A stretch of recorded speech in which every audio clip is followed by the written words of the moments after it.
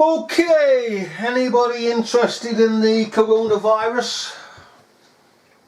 Huh? Anybody? Anybody out there? Hello, love. Hey? Want some ties, eh? Hey, get the pop man round. Hey, the pop man. Ever heard of the pop man, ladies and gentlemen? He used to bring Tizer, you know, and Corona. Oh, some really nice stuff. Anyhow, be serious. Okay, there's some. We've found this footage. Ooh, hey, let's share this footage. Okay, let's go away. Now this is Corona. Okay. Now we're in the isolation area. It's this part here.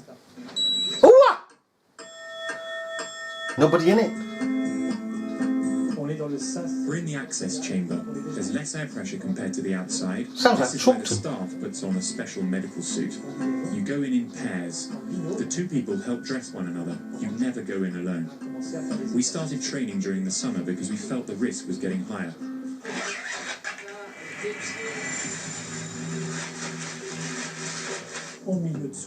In a medical environment, biological fluids are high risk. For the wider public, though, or the traveller, the risk is limited. During the incubation period for 21... Can't pig in see. Oh, it's got to put some goggles on. Goggle man! Hey? days after treatment, we check the health...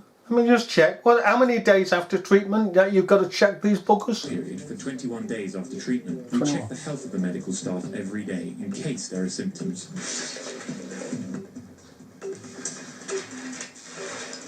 You go inside the patient's room and you go out through a different door. You never go backwards.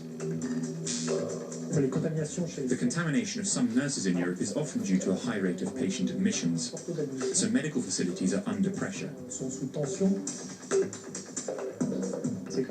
It's like an orchestra. We play a musical score. I'm the chief of service, so I coordinate the ensemble. But there's an orchestration, so there are no useless moves. You shouldn't be too few or too many. This is why we need to train. There is no room for improvisation when you receive a very contagious patient. Isn't it Minions? I don't know. Is there a children's program called Minions or something? These look like Minions or Banana Man. Banana Woman. Yeah, thumbs up! Here we go! Cameraman's here. Alright. I'd like to know where all this big thing is happening. Hey? Because it's... Hello, going diving, are we? Oh. Let's see, because this fella here is in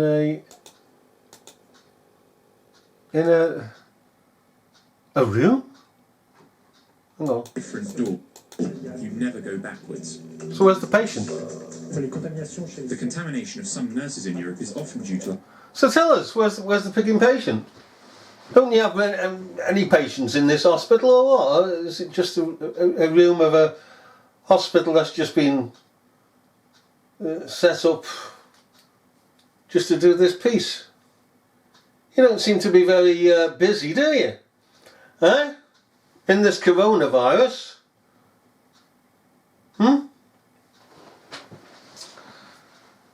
There. Okay, let's just have a look again. Okay, come on now. Tick tock, tick tock. Now we're in the isolation area. It's this part here. But there's no bugger in it. If this is the isolation area, where are the pegging patients? And at the end of it, there's empty beds. There's an empty beds out here. This is a pegging ward. Now we're in the isolation area. It's empty frigging beds. There's no bugger moving around. And if this is the isolation area, why hasn't he got a suit on? Why hasn't the cameraman got a suit on? Hey? I've worked in picking hospitals Darn sight better than the pig in NHS. As it is now, pig in stroll on. And the areas of the theatre, you had to be having a shower before you go into the theatre. Even though you weren't a surgeon or a nurse or a doctor or anything like that, but everybody that went in had to have a shower. You put on special clean scrubs and you covered your shoes. Right? So everything was sanitised. A special area so no germs, or at least virtually impossible to get germs in. Okay,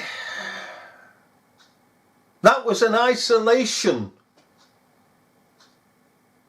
theatre. All theatres are isolation theatres.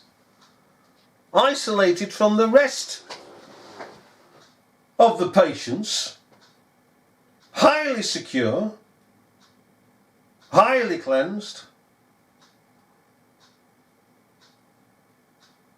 At least we're in this hospital, this African hospital setup. But if this is an isolation, okay, to the extent that this fella is saying, why isn't he wearing a suit? He's going to get contaminated. Where the person's in their bed, where's the nurses and the rest, the doctors, facility people? There's nothing. And the cameraman again. They've probably got nothing, no suits on. Because if he hasn't got a pigging suit, why should the cameraman get a pigging suit? It's this part here. This part here. Hang on, why don't you lead us into a ward then with all these people? Look at him smiling. Oh, nothing to fear here. Hey, hey, got the camera. I'm on camera. Hey, love, tonight I'll be on TV. Oh, right. Hey, just hang on a minute. Let me just go back one. Okay, something that you may or may not know that is missing here. Hey, he's doing it wrong. He's cleaning his hands wrong. He's doing what the general public do. So is he a doctor? Or is he just the general public? Because when it comes to doctors, okay, and nurses, what happens is, and you may see this on medical shows, they put the fingers with inside each other. They don't do that. The public does this over. Doctors are trained to go in and that way. Left dorsal over right dorsal over left dorsal, in between the fingers. Not this business. It's not this business at all. It's in that as well, and that. So you tell me that he's a pigging doctor trained in this field. Right? Come on. Oh. We're in the access chamber. There's less air pressure compared to the outside. This is where the staff puts on a special medical suit. You go in pairs. The two people help dress one another. That's it, you laugh. never go in alone. Looks like Donald Duck. We started training during the summer because we felt the risk was getting higher.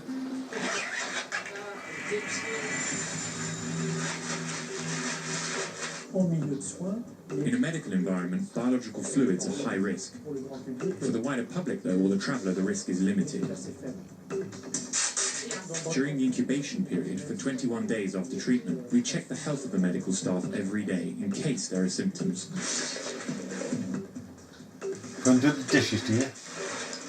You go inside the patient's room and you go out through a different door. Invisible man. Invisible. The contamination Visible of some bedding. nurses in Europe is often due to a high rate of patient admissions. So medical facilities are under pressure. Under pressure. It's like an orchestra. We play a musical score. I'm the chief of service, so I coordinate the ensemble. But there's an orchestration, so there are no useless moves. You shouldn't be too few or too many. This is why we need to train. There is no room for improvisation when you receive a very contagious patient.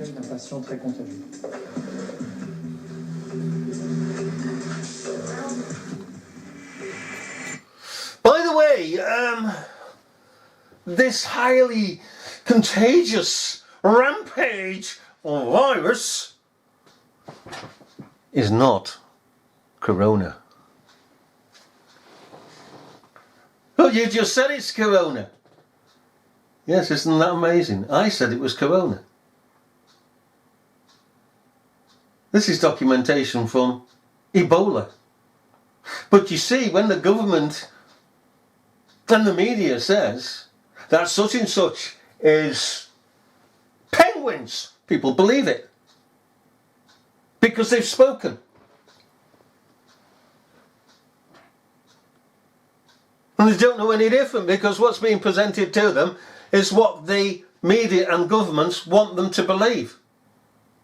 This was highly contagious Ebola that should have wiped most of the population off the planet. Same with swine fever and Creutzfeldt disease. Huh? Huh? Come on, where are they all? Can you go down the Piggin Road and find in the hospital continuous cases of swine flu, swine fever and whatever? Eh? Ebola? Highly contagious. Oh. No, but they got signs up for the corona. Well then,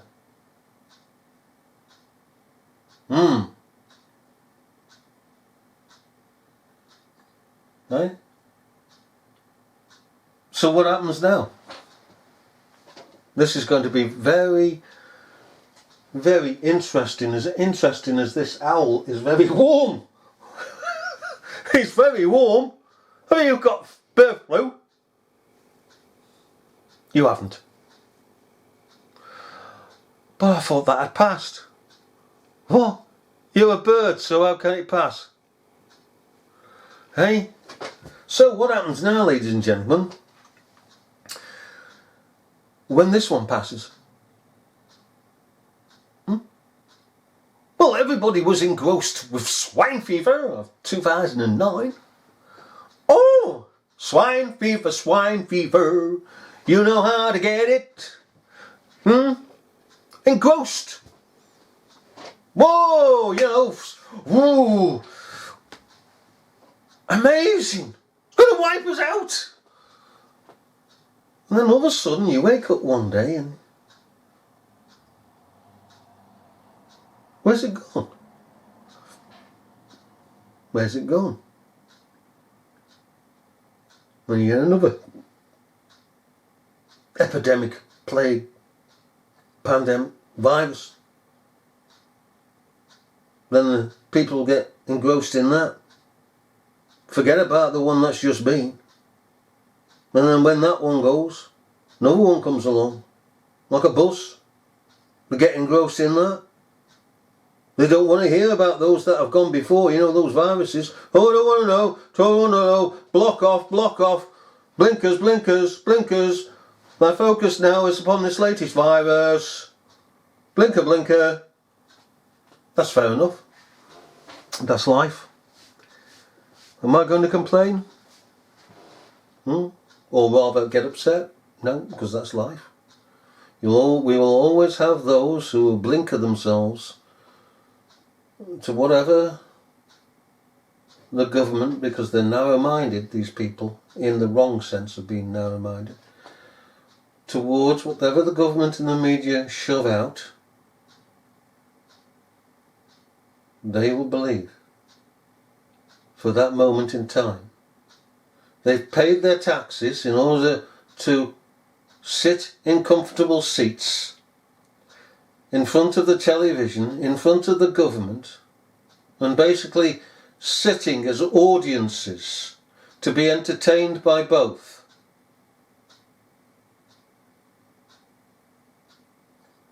And the play goes on. And they play to the audiences, both the media and government play to the audiences that have paid their money and sat in their seats for this latest story, play, piece of theatre. And they buy into it because that is the normal human way. They then will walk away, so to speak, still having the impression of what they've been shown, and they'll go into a cinema and they'll see a war film and they'll get engrossed in that war film. They are there with all that's going on. Their passions, their feelings are one with the movie that is going on, the thing that is being played to the audiences. And they feel that this German's being shot in the head, whatever. See all these, the impact of the bombs and the bullets flying, and they really are feeling it's there, you know, how dreadful, how dreadful. You go into another part of the cinema and there's children there, as it were, screaming, "Oh, it's a horror movie!" Horrified. You know, they're gripped with it. It's just the human way. Then they come out of their literal theatre, or they've been watching it on television. But the greatest theatre is the one that is produced by government, that is all pervasive. They put it on billboards, placards, you name it, in newspapers. Believe this virus, believe this health scare. And people believe it. And this is how life is. And then along comes the person who is not falling in line, who simply sees a film, as a piece of entertainment, a story, non-fiction, okay, fictional, that is, and equally sees what government is playing to the people is equally fiction, because there's no evidence in reality, in everyday life, to back it up. And these non-conformists are called conspiracy theorists. Now, conspiracy theorists is a different matter altogether. Conspiracy theorists are those who make things up, who are liars and deceivers and cheats. Okay?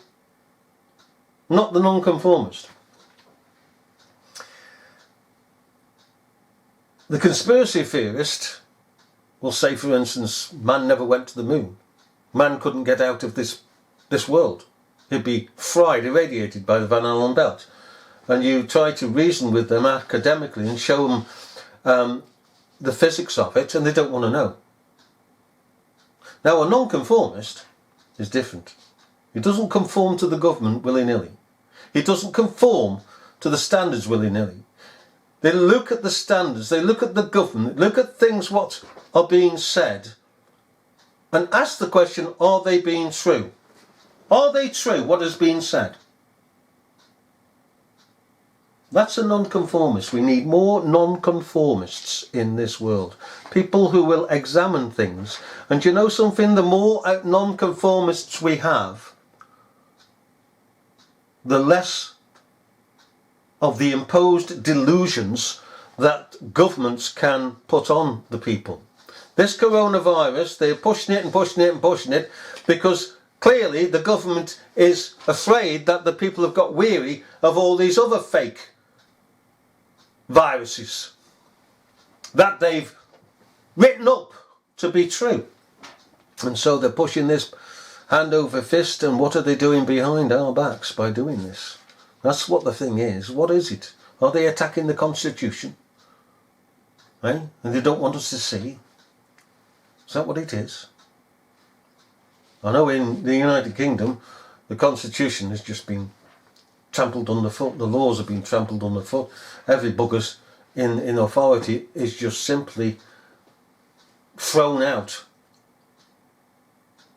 Any integrity, any law, any fairness, anything of any truth they've cast out. Anyhow, we'll leave it at that. You're going to say bye-bye, Mr. Flu? Hey! They can laugh.